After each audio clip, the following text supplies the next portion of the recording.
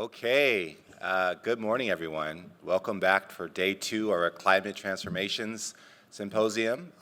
For those of you who weren't here yesterday, I'm Malo Hudson. I'm the Dean and Edward E. Elson Professor of the School of Architecture. We had an absolutely delightful day yesterday. Today is, as I said, round 2 of that. You get to hear more about our innovative research to thinking about policy and so forth. So we're really excited to have our panels today.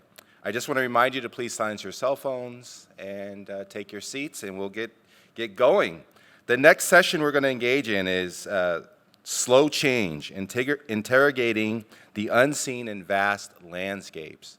And so with that said, I would like to invite Professor Aaron Patalik to the stage to kick us off. Aaron, the stage is yours.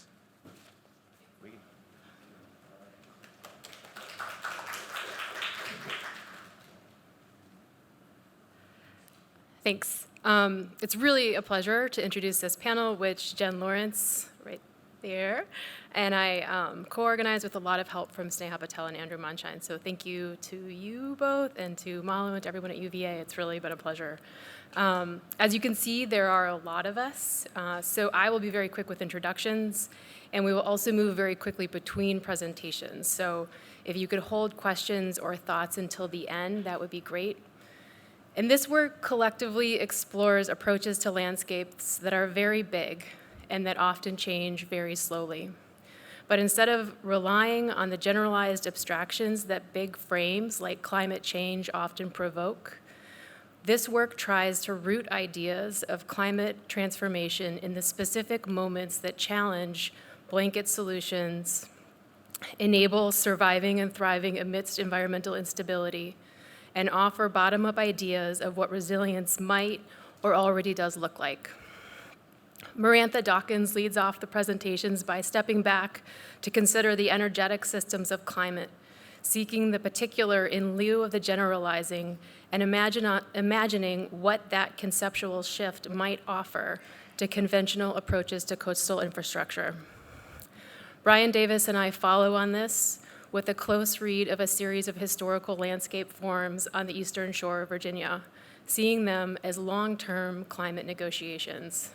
And Michael Lugering, also working in part on the eastern shore, demonstrates what a more careful attention to the specificities of salt-tolerant plants and their root systems might offer natural infrastructural approaches. Jen Lawrence shifts our attention to the Gulf Coast, framing the transformative potential of reconceptualizing the production of and response to disaster, and what it means to understand socio-ecological harm as bound up within political and economic systems. And finally, Diane Jones-Allen somehow manages to hold all these threads together in a beautiful vein of recent research, also on the Gulf Coast, that is both specific and capacious, immediate and generations deep, and simultaneously about large, slow disasters and the stories of resistance, resilience, and thriving that rise to meet them. Thank you so much for coming this morning.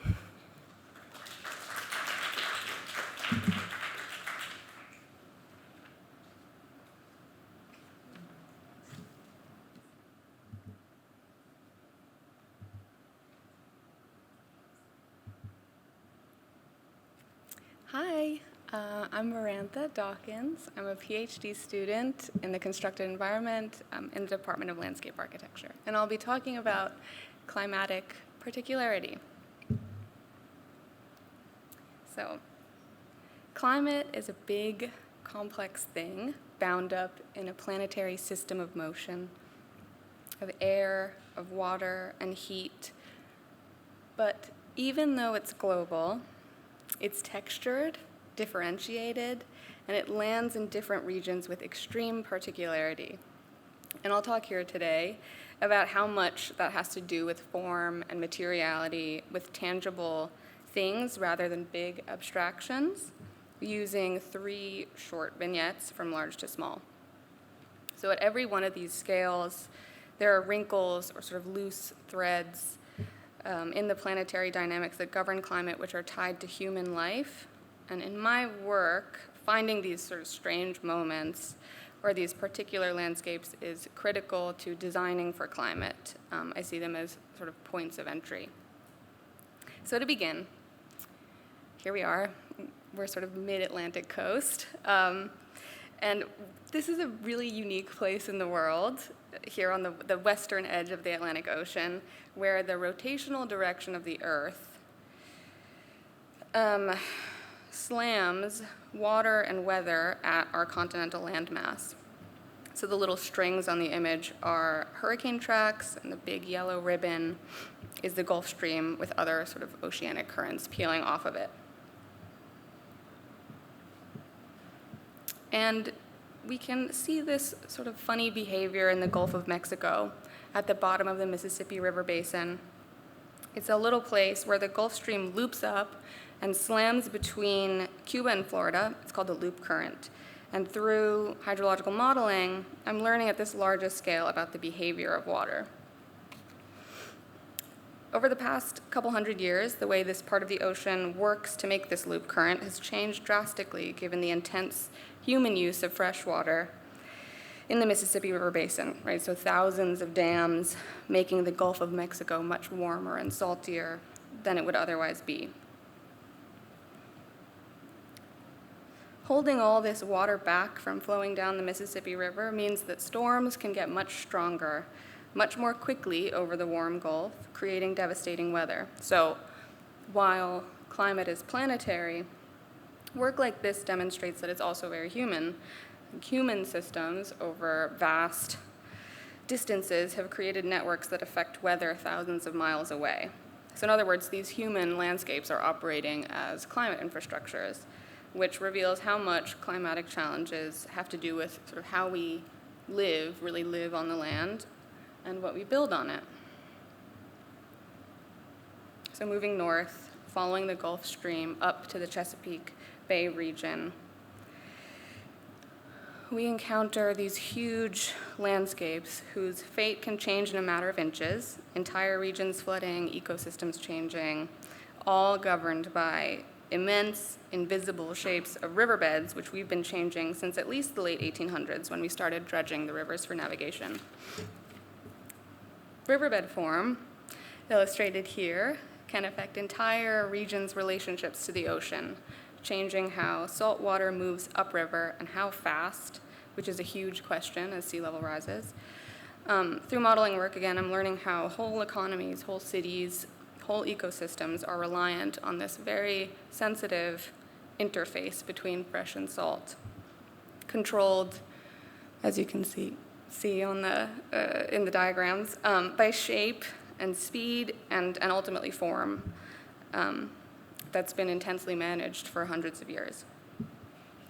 These invisible histories embedded into ground are like a sort of elemental memory that keeps records of the past, but which also has a massive effect on how regions encounter climate futures. This perspective, which highlights the importance of memory, informs how I think as a designer, right? So shaping climate futures is something that landscape form and design can be a part of.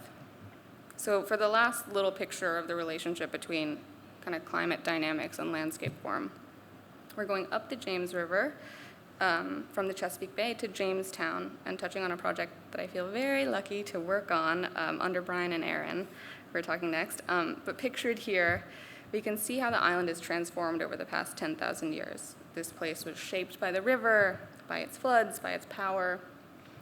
It's a dynamic landscape whose history is hidden under the water, and now a national park looking to protect itself from changing sea levels and flooding that we can expect as climate changes. And these stories are not separate from one another, right? It's not just a human story with a beautiful natural background. Working in places like this makes it kind of abundantly clear that nature isn't timeless, right? It's very timeful, and I think that's really meaningful when we think about design.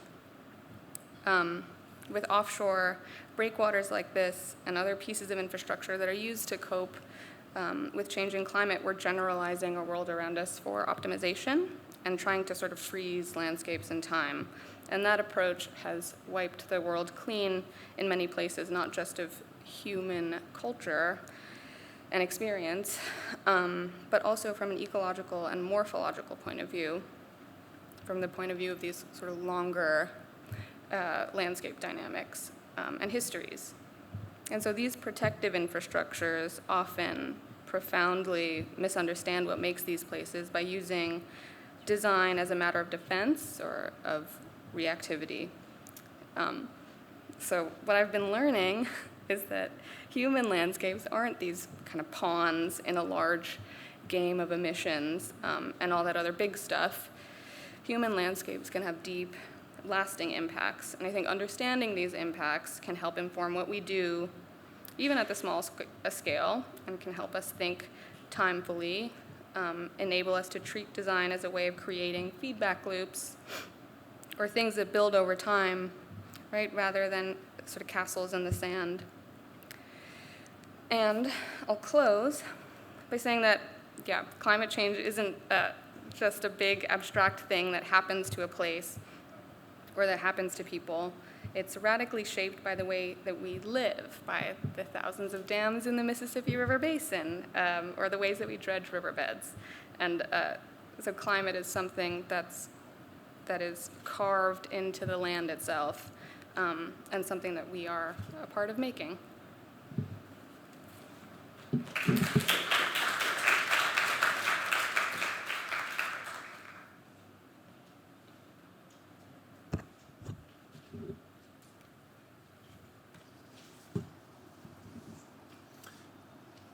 Great, thanks, Marantha. So my name is Brian Davis. I teach in the Department of Landscape Architecture and co-direct the Natural Infrastructure Lab here at UVA with Michael Lugering, who y'all will hear from next. Much of my work involves developing natural infrastructure approaches for coastal and riverine environments. And this is an image from one of those projects. It was done as part of a $3 million research endeavor to develop a new new form of coastal protection in Illinois Beach State Park on Lake Michigan. What you're looking at, because it's not obvious, is the light white bar there in the middle. Can you point with the, yeah.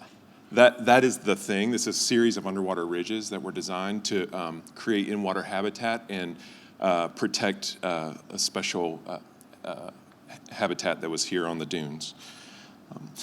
So the work we're going to, I would like to talk about this project for 45 minutes, but the rest of my panel would not like that. So I'm going to, Aaron and I today are going to present a small piece of a project that we've been working on together, developing here at UVA since October of 2020 with funding from the Environmental Resilience Institute and a lot of work from Marantha Dawkins. This project set the stage for much of my own work here as well, including an ongoing effort that Marantha referred to earlier that's also with Aaron and others developing natural infrastructure for the national parks in the Chesapeake Bay, as well as a new $10 million congressional initiative to fund natural infrastructure for research in the nation's bays and estuaries. So I say all these things to give a sense of the scope and scale of the endeavor. Every coastal community faces hard problems. Some of those are how to restore lost habitats, protect vulnerable communities, and preserve the things that we love. But the hard problem of coastal protection is no mere search for solutions from my vantage point. It's a question of values. Beauty, love, history, and shared possibilities for a more just future. The possibility of protection flows from these things and not the other way around. My name is Erin Patalik, and I'm a historian. I work between landscape and architecture. And I experiment with forms of narrative, micro, and oral history in order to bring ideas about long-term human engagement with large dynamic landscapes into contemporary coastal resilience conversations. So this work is part of multiple projects for both of us, but we wanted to use our 8 minutes to make 3 simple claims. First, many of the coastal wetlands that are currently being considered primarily through the lenses of infrastructure and conservation must also be valued as rich historical and cultural landscapes. Second, the history of human valuing of and living in these places can often be read in the human-made and maintained landscape forms that have persisted through time. And third, these landscape forms are evidence of a deep history of both climate negotiation and cultural values, and these two things are very intertwined. So this field work takes place on the eastern shore of Virginia, on the bay side of Accomack County, and specifically at a series of intersections, transitions, and negotiations between water and land. The distributed infrastructural system of agricultural drainage ditches on the eastern shore demonstrate a kind of long-term land knowledge and negotiation that has been necessary to persist in a place like this. And this beautiful drawing by Marantha shows the shallows of the bayside, and you can see with all of the small red lines weaving through the marsh how much of the bayside margin is affected by these ditching systems. In their time, these ditches and embankments stabilized dynamic and marginal land into arability. They brought the easily worked and loamy soil into a range of salinity and saturation that allowed the cultivation of crops, or at least the pasturing of livestock, at least for a while. Not only do these ditches represent negotiations between human and natural drainage systems, but between neighbors. This 1794 statute, brought to our attention by Eastern Shore historian Brooks Miles Barnes, formalized the fact that land drainage bound properties and fates together into one massive interconnected drainage system. You can see here this sort of ditched rectangle that probably once surrounded a strawberry field, and in the speck below, leaning against his truck and patiently humoring me while I fly my drone around, MK, a retired Army Corps engineer whose family has lived here on the Eastern Shore for many generations, reflects on the effort it must have taken to carve out a living here and why. But it is an open why, full of deep love and attachment and appreciation for this place. Many of the whys and hows of places like this have been about leaving. MK makes us think about hundreds of years of the whys and hows of staying. So really quickly, I'll click through some of the next steps of this work, which has been constructing a chronology of these ditches, at least stretching back at least to the early mid-19th century, and attempting to build an oral history of environmental change around them, with a focus on the area along Masongo Creek, which you see here. So these landscapes are fundamentally entanglements of cultural values and environmental change, at least from our perspective. And they're places that have been made habitable through human practices and artifacts.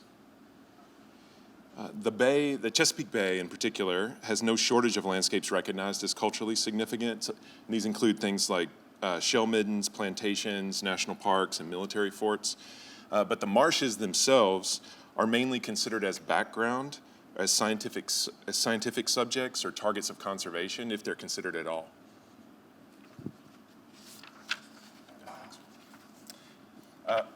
But there's another dimension to these landscapes. This painting by Martin Johnson Heade from the 19th century captures the character of these cultural landscapes. They're places of work and beauty, ambiguity, and atmosphere. They hold and frustrate aspirations and desires. So our project, which was titled Bay Migrations, was a search for the artifacts and practices of people in this place. One of the lessons for us is that of access, especially to the great commons that is the bay itself. As roads reach the bay, they never just end. This is some evidence for this idea. Each road end is treated in a kind of dignified and particular but humble way. So here's another view of the same landscape you just saw. And you can see here that the road end was made, but the coastline shifted around it. So that which originally provided access to the bay no longer does. Over decades, persistent storms and longshore sediment transport had closed off access. And so now, a couple hundred yards before the end of Ann's Cove Road, there's a new road, and it's just called New Road. And this one now ends properly at the water, reestablishing that relationship and that access. That seems kind of obvious to point out or pedestrian, but in a small rural town, the construction of these types of forms is no small matter. It takes a great deal of the resources. So the duration of these forms and their practices is a critical characteristic in this place. That is the idea of duration. Even as environmental and political systems change, the values have remained, such as the idea of access. Here you can see home sites in the marsh. So can you point with the laser, because they can't see them? Like a couple of the little dark spots on the map right at the edge of the water, those are home sites. And in this case, in the 1850s, the home sites had access to the commons, but there was no road. They just directly got in a boat from there. So nowadays, in this same landscape, if you keep your eye on that little curved shape, you're seeing the same thing now. The road connection is critically important, and the home sites themselves are rather tenuous, slowly disappearing, at least many of them. But the desire for access to the commons has been reinscribed in the form of the road end. So when seen from above, the patterns and figures, stands of trees, waterways, they emerge and seem to make the place sensible. But at the ground level, the near monoculture of the marsh is irreducible in its complexity, even though that complexity is easy to see as a thing that is singular. Here, too, I think artists have pointed a way. I'll end with this photo. So this image by Via Selmans describes the qualities of a landscape in a way that is non-figural and not abstract. So in that way, it has some affinity with science. It captures the complexity and specificity without generalizing. And if all this emphasis on aesthetics seems trivial in the face of massive environmental change, ongoing economic inequality, and histories of violence and loss, consider that it is through aesthetics that we understand the intrinsic value of things. Aesthetics gives us the way to value things on their own terms.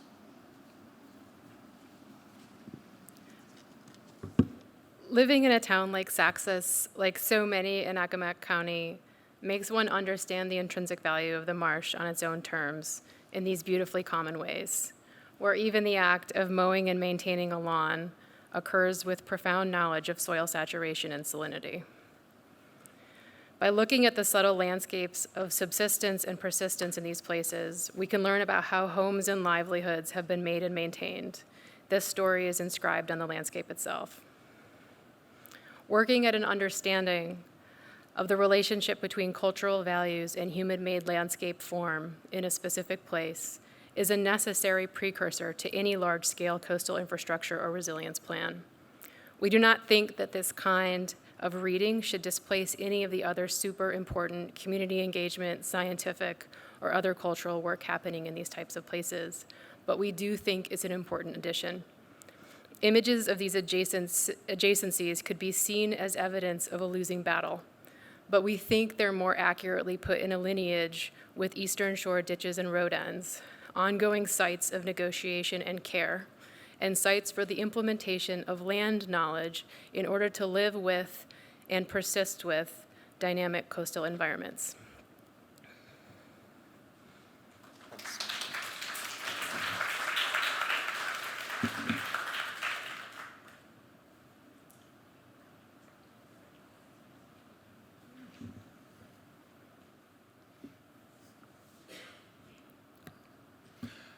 Good morning, everyone. It's such a pleasure to be here, and thank you all very much for attending and joining us in this conversation.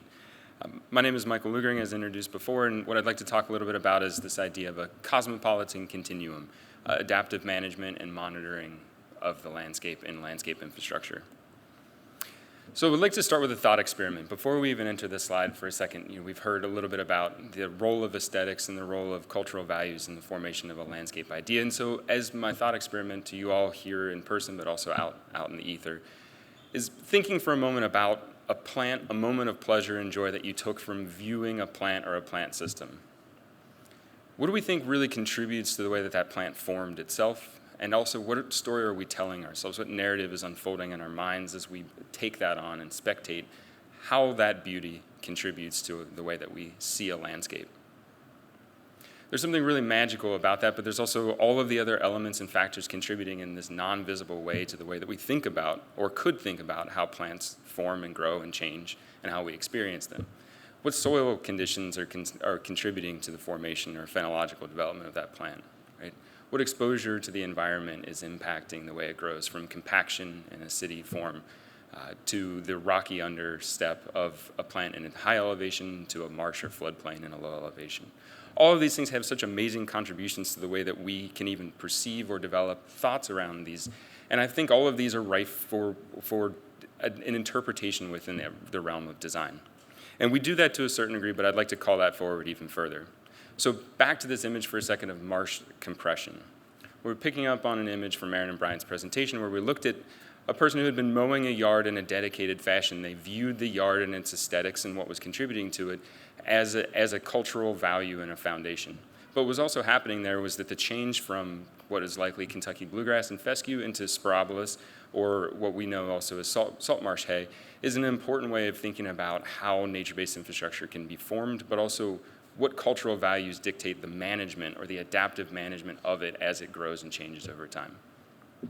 So this compression, or this idea of how, say, this marsh grass, which used to be hundreds of yards out into this part of Narragansett Bay, north of the Chesapeake Bay, is now compressing and slowly growing or shrinking into this tight microcosm of an upland, a high marsh, and a low marsh in one moment, really sets the stage for what we think about when we think about plants and their role in design. So to introduce the project a little bit, this picture of the root zone, or this kind of non-visible element, gives, again, or affords an understanding of the character of plants as they relate to nature-based infrastructure, but also to introduce a little bit of our work. So as Brian mentioned, I help co-lead the Natural Infrastructure Lab. As well, I work with the Army Corps of Engineers and the USDA on plant material research, and specifically how designed environments contributing to or manipulating the soils, water exposure, broad-based temperature ranges, as well as management practices, impact the way that plants form and change and grow, and how that can contribute to a different notion of nature-based infrastructure. So not only do those roots grow and change, but also the way that that plant grows and changes highly impacts the way that we think about designing a subsurface system. So this Vörsla Atlas here is a collection of thousands of different plants, but drawn from the perspective of how their root systems grow and change, and what that really does contribute to the way that what we see above ground and the changes that are made. I also like to reflect on the history of this. We've been describing the joy and movement of plants and how they change scientifically for a very long time, but we don't often talk about them in that way when we think about the role of management as its own type of design. So just to recall a little bit about some of my favorite characteristics of plants and the way that we manage them, from root suckering to stump suckering, burl sprouting, and whim-firm mechanics, these are all ways that plants respond to their environment, but they're also all ways that they respond to us, right? And so our exchange with them, this dynamic role that we play, is such an exciting part of the way that we can think about nature-based infrastructure. I also love to reflect on this moment and talk about the role that scale plays in this. So this is a beautiful drawing extracted from Julian Raxworthy's Overgrown. One of the important or interesting and inspiring things to me about this is a single plant taking on 3 different forms at the same time, right? So it's being controlled into a hedge, it's migrating as that maintenance regime shifts, and ultimately showing you what it can be in a totally different realm, responding to both what's happening underneath as well as how we're treating that plant. But the important part about that are 2 things that I would like everyone to contemplate or think about when they think about what we're presenting. One is the role of the capital project, not inverse or in juxtaposition to, but a capital project as it relates to, say, something more veridic or adaptive in form. So when we need to kickstart an environmental system, and when can we rather coax it forward from an existing set of conditions. And the other is this relationship to how people construct and develop their own environments. So this picture from the 1940s in the Civilian Conservation Corps is the creation of a dune grass system where one prior didn't exist, or as a result of erosion was being chased away or moved off. So we institute, in this case, a large-scale capital project as a way of creating a landscape. But there are also many ways in which we can think about using that same humble species, in this case Ammophila breviliegata or American beachgrass, to come forth from the landscape that already exists. So the project that we're working on here, it relates to, as I mentioned with the Army Corps and the USD, relates to how we actually scale up methods of of what Julian Raxworthy refers to as veridic practices, often associated with gardeners or other folks who work the landscape on a regular basis, and considers what must be figured out, what must be developed and studied to move us forward and not simply, quote unquote, scaling up a technique or a method, but actually asking what's missing from those methods and techniques that allows us to actually grow and develop nature-based infrastructure at the scale of change we're experiencing. So a quick example of this before moving on. One of the groups of people and constituents we proudly work with are farmers on the Eastern Shore. This, as you can see, what looks like an innocuous puddle here is actually a standing patch of salt water. About 1,000 yards beyond that tree line there is the actual estuary on the coastal side of the Atlantic Ocean and the backwater. The difficulty here is that for every one of these landscapes that seemingly is changing very slow, there are so many more that are unrecorded or unknown that are actually already in a massive state of change. And the people who know this best are the people who are out there working every day. So the farmers and the NRCS folks here on the left, looking up and down the bay, this person's telling us a story about how 15 years ago there was a marsh where we're now standing, and his farm field is 15 feet away, just over our shoulder to the left.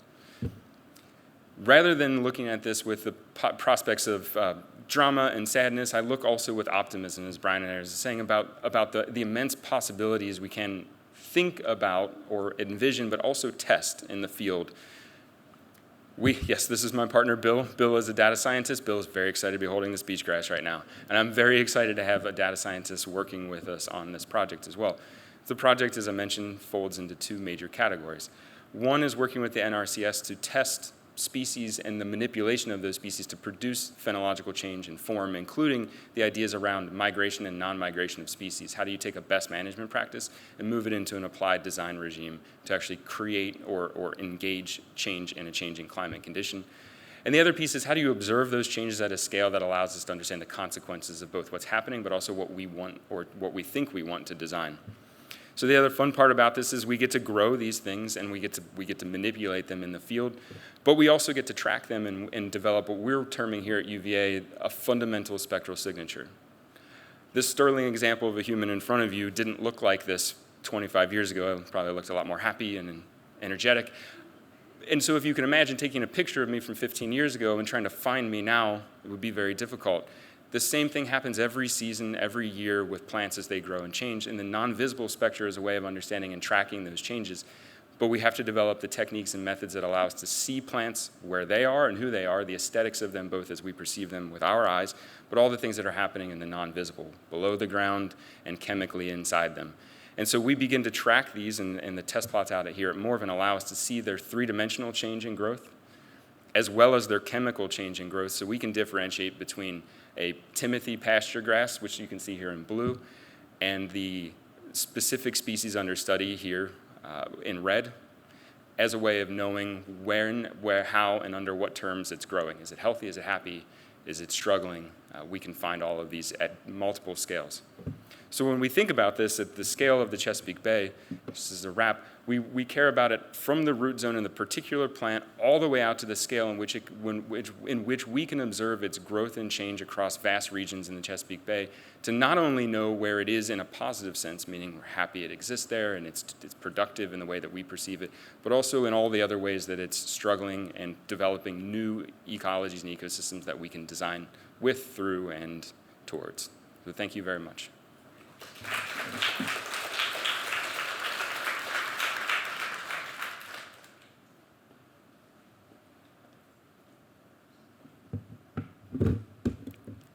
This might not work here. Okay, give me one sec. This is taped down for everybody who hasn't been up here. All right, I'm gonna do this and hope it stays. That looks pretty stable, right? Okay.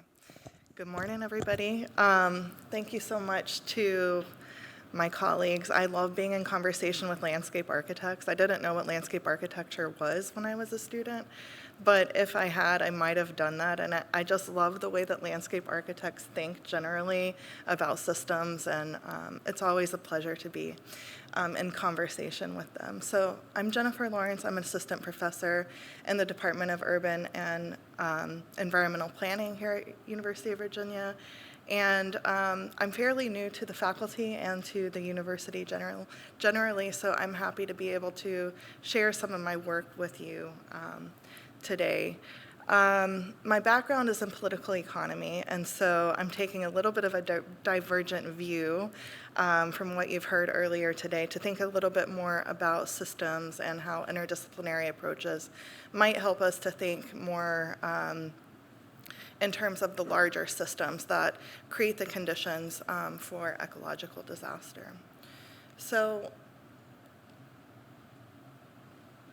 I come from Appalachia, and where I grew up, I witnessed sort of the contradiction between vast resource wealth and also intergenerational poverty, the contradiction between pride and shame, the contradictions between the ways that people are able to be socially mobile or not, health outcomes, all of these things. And I think that my experience in that place really has driven my work.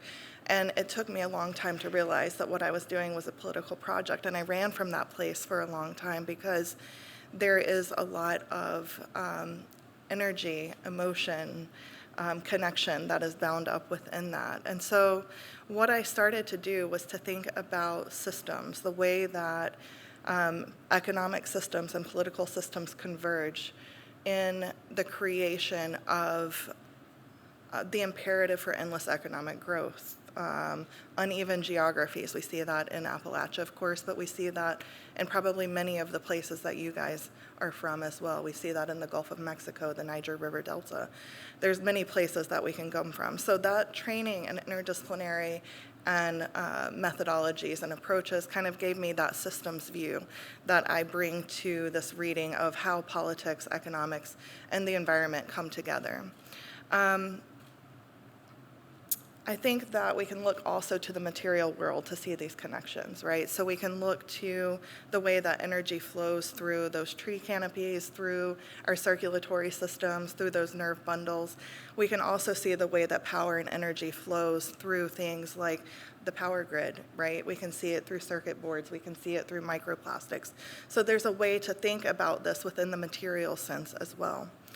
In other words, the systems are not invisible, right? What we have to do as researchers and scholars is to bring what has been rendered invisible or invisibilized to light through our work, through those systems, through the knowledge that we have here.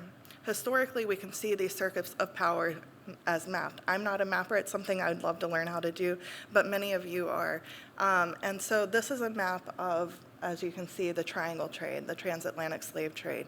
This is not just a map of that, however. It's also the movement of goods and people. And we could also think about the movement of people under climate pressure as a part of this. Many of these same trade routes are following. Many of the routes that the hurricanes flow on through the trade winds follow similar routes. So what can we do through our tools, through our techniques, through our approaches to understand these circuits of power? So this is called the political ecology of disaster because that's kind of the way that I'm thinking about it. So what I want to do through my work, and I'm just going to go through a couple of the arguments quickly, is to understand how we can think about the move from these large systems. So we could actually think about this from an extraplanetary, position with the extraction and sort of exploration of asteroid mining and these types of things, all the way down to the molecular, how these systems come to impact our bodies. And so I do try to move between all of those systems, not all at once, of course, but to think about how a political economic view or a political ecology view helps us to understand three main things. So these are the three main arguments that I want to communicate. One is that we need to understand how power shapes disaster and to break the contradictions that are bound up within disaster production and management. So here, disaster is not just something that we can or should think about as bound up within space and time. Rather, it's a result of the policies, the processes, the ideologies, and governance of the natural world that create the preconditions for the disaster as an event in and of itself. and then how the response to that often reinscribes those conditions. So often we want to think about a disaster as a rupture or a moment for change, but what we end up doing is foreclosing that possibility for change because we want to get back to normal so quickly. The second argument is that ecological crisis is a crisis of governance.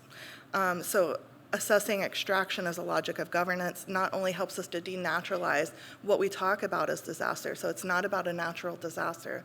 This is about the manufacturing of these ecological social conditions because of our orientation to the natural world, the way that we govern the natural world.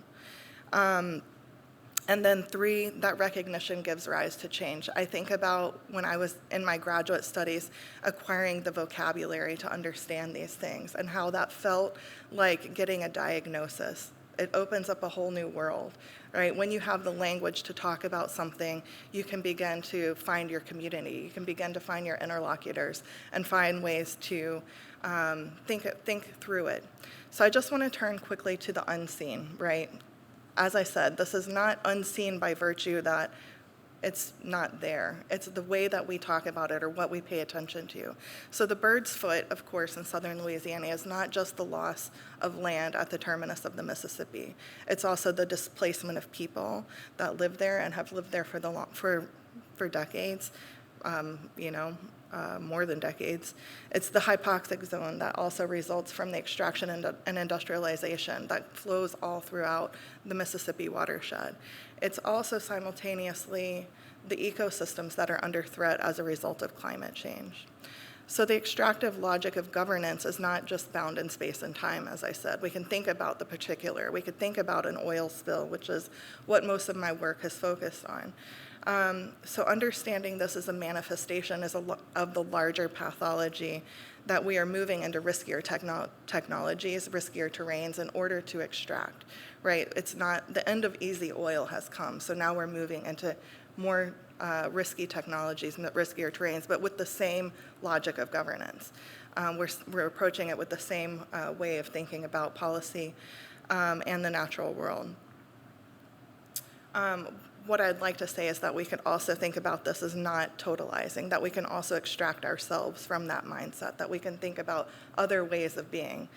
So a lot of times this feels overwhelming, but there are other ways, and I think Brian and Aaron, Michael, Marantha all point to that very beautifully through their work.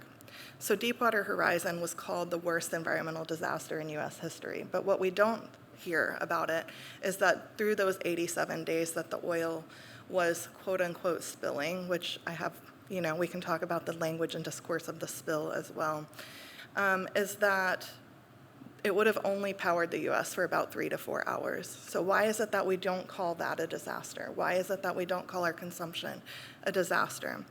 And then the response itself. So we know that the use of Corexit and chemical dispersants was one way to sort of purify and relieve our anxiety, our public anxiety about this disaster and the spill.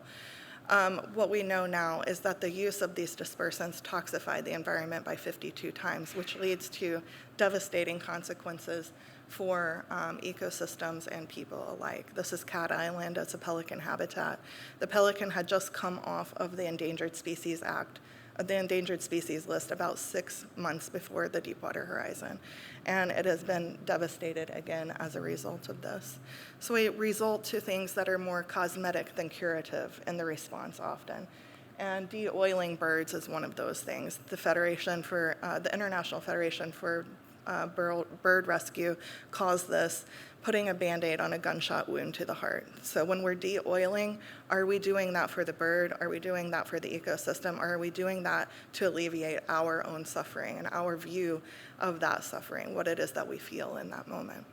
This is an image that has inspired a lot of my work because it also points us back to Hurricane Katrina. So if you know about Hurricane Katrina, you can see the Katrina Cross, which is a shorthand for disaster responders. This also helps us to think about oil and water as life affirming or life negating, depending on the way that we approach it. And also, I think that the way that the pelican is rising here is sort of like giving a phoenix-like quality, which I really love. Unfortunately, this has been painted over white, so we're back to the purification here.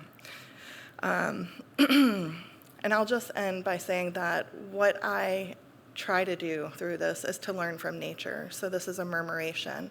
Murmurations, we don't know fully why they happen, but what they point to is the need for collective action, to create safety, to create a sense of solidarity, to create the conditions for our survival. We can also see this in the stubborn things like forsythia, which is blooming all over Charlottesville right now. It's the first thing to bloom in spring, but it's also really unruly.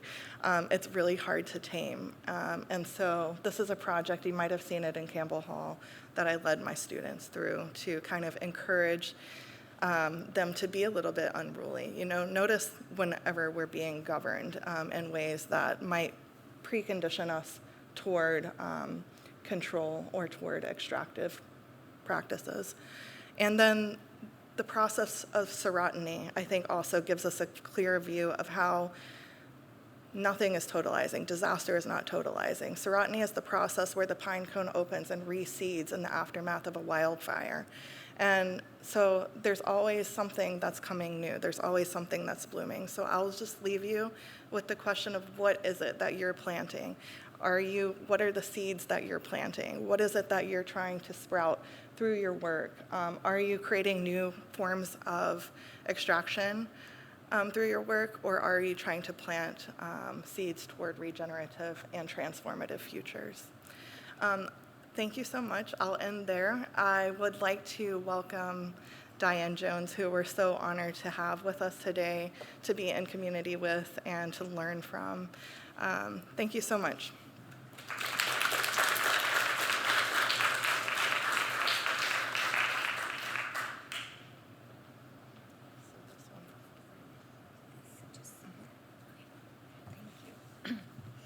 So actually, I want to thank you all. I mean, I've learned so much. Your work's amazing. UVA is pretty lucky.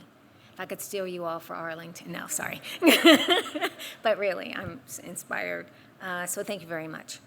So I'm going to talk about the submerged history and impact on environmental justice and stewardship in environmental justice and the impact on climate resiliency, which is very related to what we just heard. Okay. Place-centered action calls for elevating the knowledge and history of those that inhabit threatened spaces. Often lessons, answers, and examples are better found using a connection to the people of the place in need, resulting in an empowered and independent community. In threatening conditions, especially during disaster recovery, communities are desperate for help and give much over to others, often submerging native narratives to give assistance. This submergence often leads to solutions that are less sustainable or stewardable. Climate Change, Culture, and Cultural Rights, quote unquote, written by Justine Marion Massey, the University of California, Davis Law School, articulates this concept well and pushes for localized responses to threats from climate change. Massey says, quote, culture has a critical role to play in humanity's reaction to climate change. In this time of forced editing of cultural practices, individuals and their values will be put to the test. What will be preserved? What will be sacrificed? What people decide to prioritize individually, locally, regionally, and internationally will determine what change will look like, unquote. Acknowledgement and utilization of a community's social and cultural context, history, and knowledge is necessary to build capacity and to create transformative responses which communities can sustain. After Hurricane Katrina, some practitioners, educators, and activists and designers looked to the Netherlands and its water control practices to address the issue of flooding in New Orleans. In addition to lessons from the Dutch, a culturally based approach would have been to explore the history of those ancestors who dwelled within the wetlands adjacent to their now devastated community. This history contained vast knowledge on adaptation, and how to live with water. In the case of New Orleans, the historical, technical, and cultural knowledge necessary for solutions to storm surges and flooding lies within the wetlands adjacent to the city. And that's the wetlands adjacent to the city.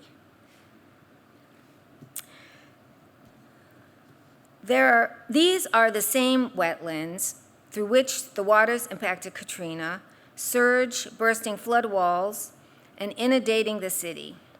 These wetlands hold the history and knowledge of the ancestors. In Louisiana, the swamps and the wetlands were the landscapes in which ex-enslaved implemented social and spatial practices against subordination for landscape preservation.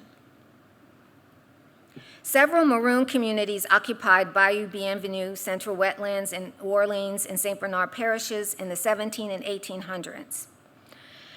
The wetlands offered a safe harbor from authority and persecution. Many took the risk of this landscape, including Louisiana's historic indigenous Indian tribes, the Acadians who settled in the wetlands after being driven out of coastal Canada by the British beginning in 1755, and enslaved Africans seeking freedom.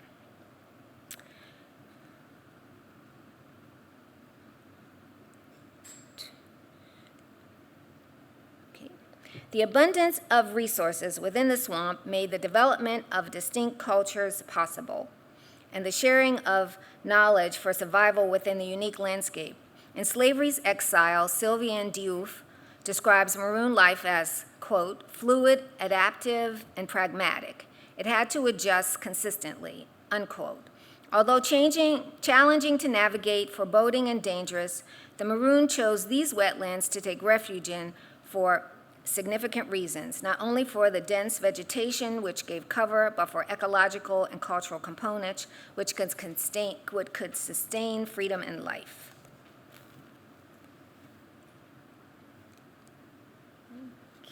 Okay.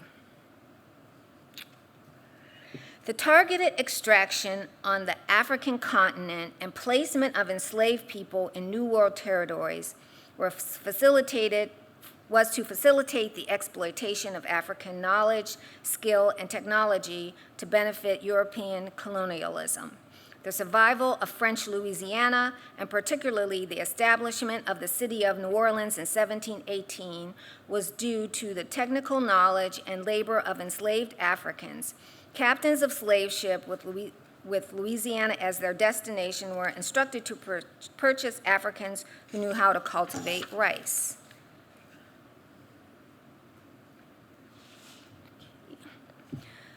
Located between Senegal and the Gambian River, this geographic region retained a unique culture and landscape, as did the Louisiana Delta. Upper Guinea and Senegambia comprised the Senegal concession of the Company of the Indies, with Senegambia supplying a significant quantity of enslaved people throughout the 18th century for Louisiana.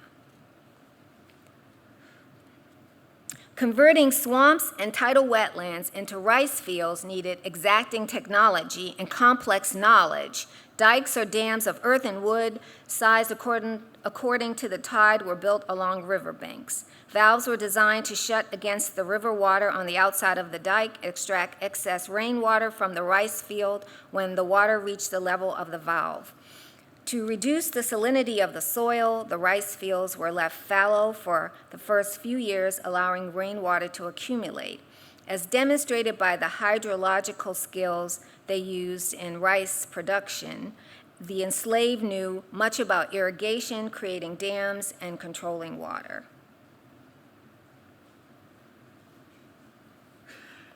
The Maroon landscape in the Bayou Bienvenue wetlands became a repository of knowledge that had been transported from Africa by the enslaved, especially those coming to Louisiana from Senegambia and the Senegal Valley.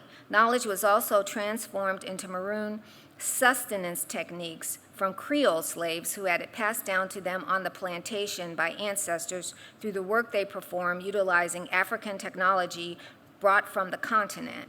Maroons were a culturally complex group born of varying experiences, utilizing a varied palette of knowledge and ideas founded in Africa, indigenous, and European cultures.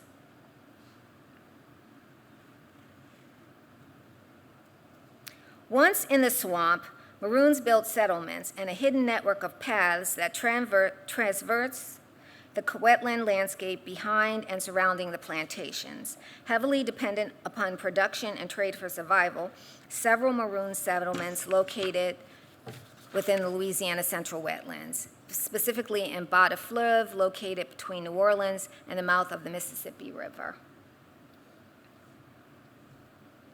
These settlements included Gaillardland and Ville-Gaillard near Lake Borgne, led by Saint Malo or San Malo, and at least 5 communities of Maroons in Barataria.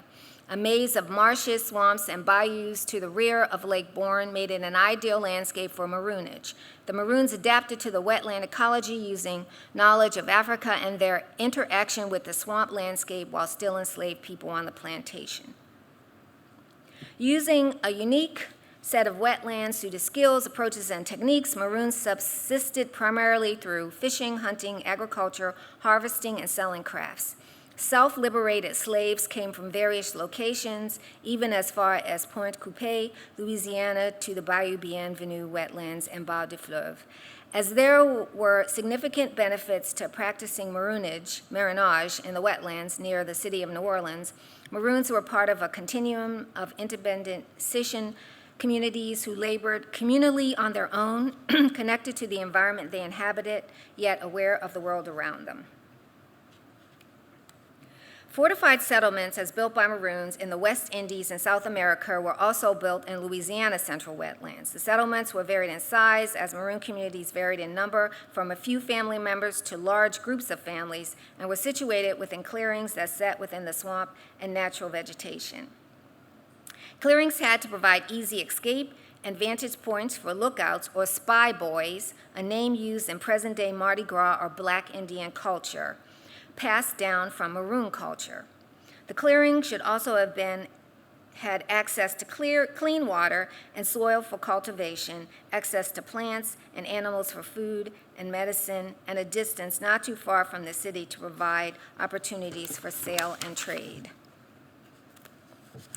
To satisfy the need for isolation and security, clearings were methodically surrounded by a rampart of defensive walls and buildings. Understanding the growth habits of vegetation in the swamp, the Maroons used trees that most likely felled through girdling to create a foundational structure that surrounded the clearing, allowing vines to cover and strengthen it.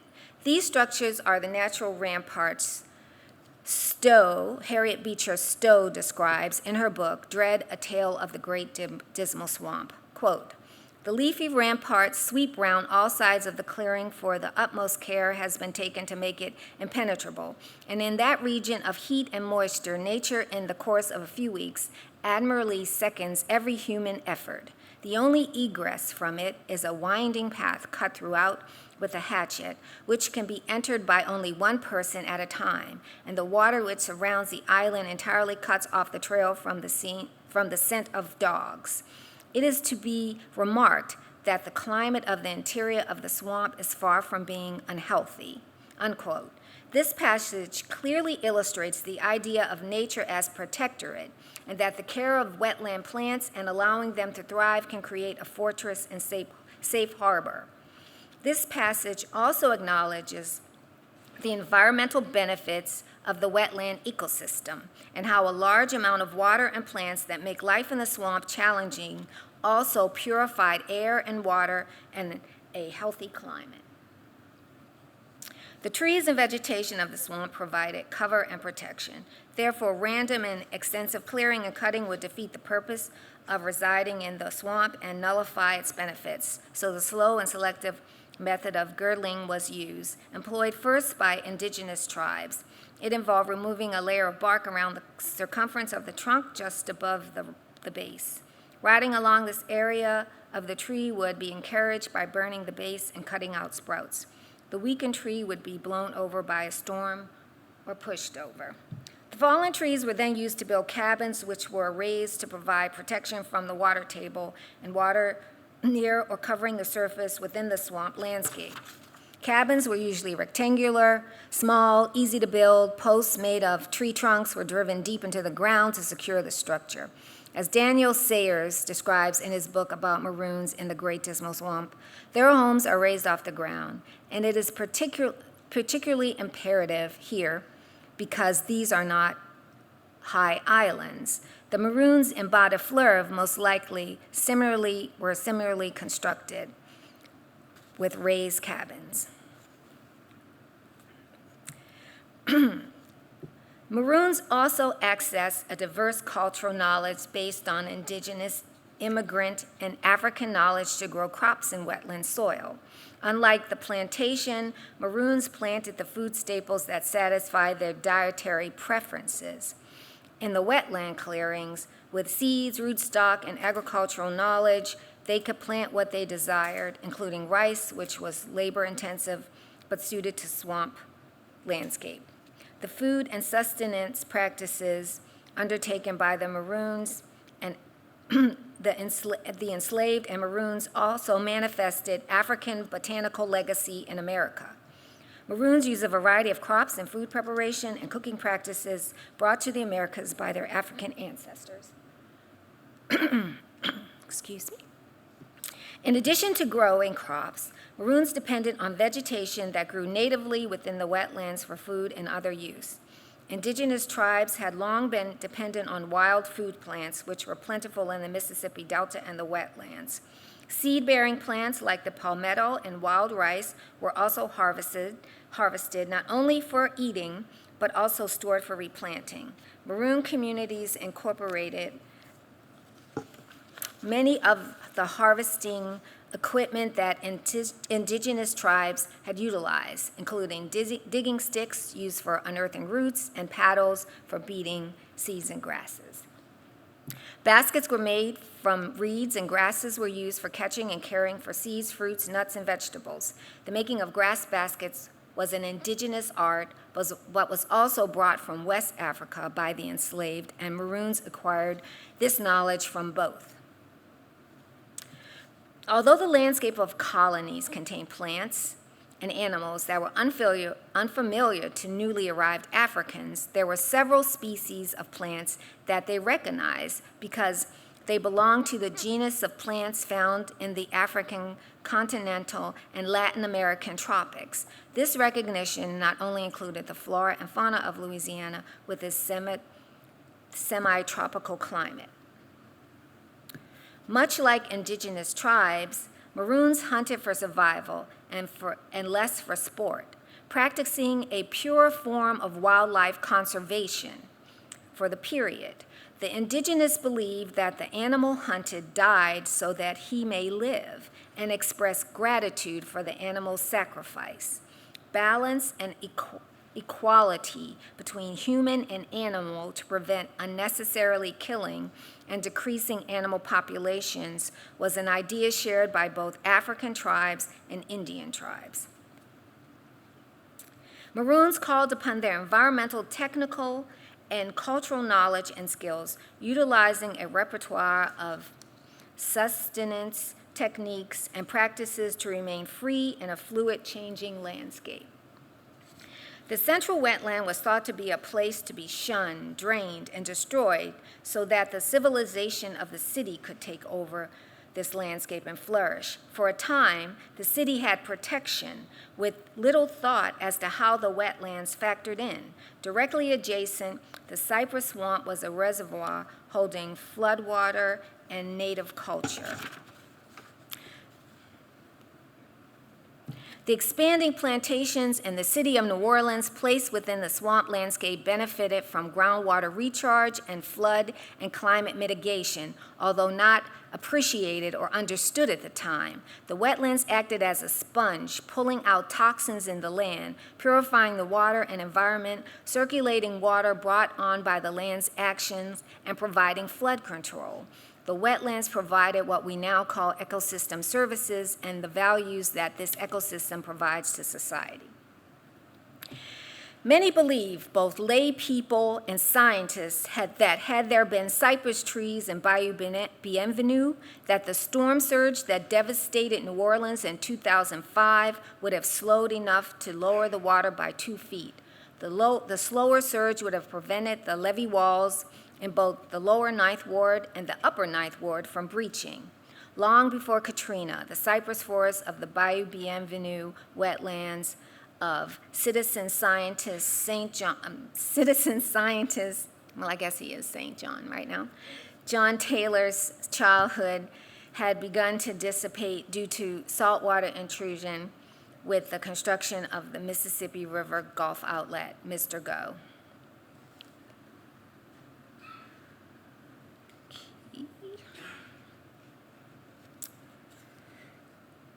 Mr. Go, with the completion of construction in 1967, the 76-foot-long channel allowed a shorter route from deep draft vessels to travel from the Mississippi River to the Gulf of Mexico. The concern for the health of the port and its industry over the cultural, environmental, and economic sustainability of the lower Ninth Ward has long been a theme in New Orleans, dating back to 1923 with the building of the Industrial Canal. The channel connected the Mississippi River to Lake Pontchartrain and disconnected a part of the city, creating the lower Ninth Ward and New Orleans East.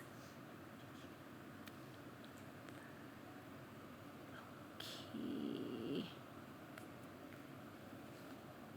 This is a video, but I guess it's not going because I can't touch the screen, huh?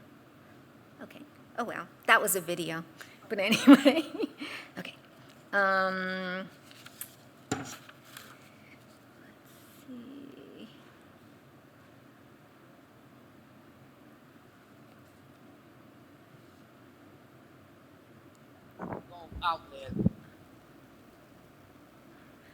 Empowered in this fight by the history of this landscape, the Lower Ninth Ward Center for Sustainable Engagement and Development, CSED, with a coalition of other local environmental organizations, is undertaking replanting and restoration of the Bayou Bienvenue wetland triangle with funds received from a federal grant. The Maroon history sheds light on formerly enslaved consciousness and the extent to which enslaved people could fight physically, technically, and intellectually to claim their freedom. To what extent do we have the courage and consciousness to fight for our environments against impacts threatening our lives? Citizens of vulnerable landscapes must be supported in utilizing their history, knowledge, and power to solve environmental problems and steward their own solutions. And so I'd like to have the last word go to John Taylor, who passed away 3 weeks ago. He was my friend. And he was a steward of the wetlands, and I promised to carry on his work. Oh, wait a minute. Did I jack it up when I stopped it before? It's windy. Was never dug, we would have never had this to die. The salt water wouldn't have came up this far. Bayou Bienvenue goes to Lake Barnes and Lake Pontchartrain. That's salt water. That's brackish water there. That's natural lakes. Those lakes was not dug by man, and these was Bayou Bienvenue. It's a natural resource. Now, what's not natural is we cut the levee that separates Bayou Bienvenue from the central wetland system and let that water into the central wetland system. That should have never been done. If you close off those free gaps that get the water into this little small bayou right here, this little small wetland system right here, then you won't have it no more. You plant more trees and they'll grow like they was growing before. In 1965, when they first opened up the Mississippi River Gulf Outlet, salt water from the Gulf of Mexico started coming inland. You know, if they would have never dug it, we would have never had that problem because the intercoastal waterways don't bring that salt water in the same way as the Mississippi River Gulf Outlet. And what happened, the Mississippi River Gulf Outlet hooks the intercoastal a little bit past Parish Road. They hook together. That's how the salt water ended up coming. coming in here. The industrial canal is salt water. It goes from the lake to the river, but they have a set of locks there. That's controlled. It don't control the salt water. It controls the fresh water from the river because the river is higher than the industrial canal. That's the difference. If we want this thing, this little wetland, the Bayou Avenue Triangle, we call it now. If we want this restored again, all we have to do is restore it in the soil bank and let some water in here. And let this go back to Mother Nature filling it up. When it rains in the summer, this gets filled up. And when it gets dry, it goes down to almost 6, 7, 8 inches. In some parts it dry completely up. But when it rains again, when the rainy season starts again, it goes back up. It's seasonal. It's supposed to be seasonal, not tidal.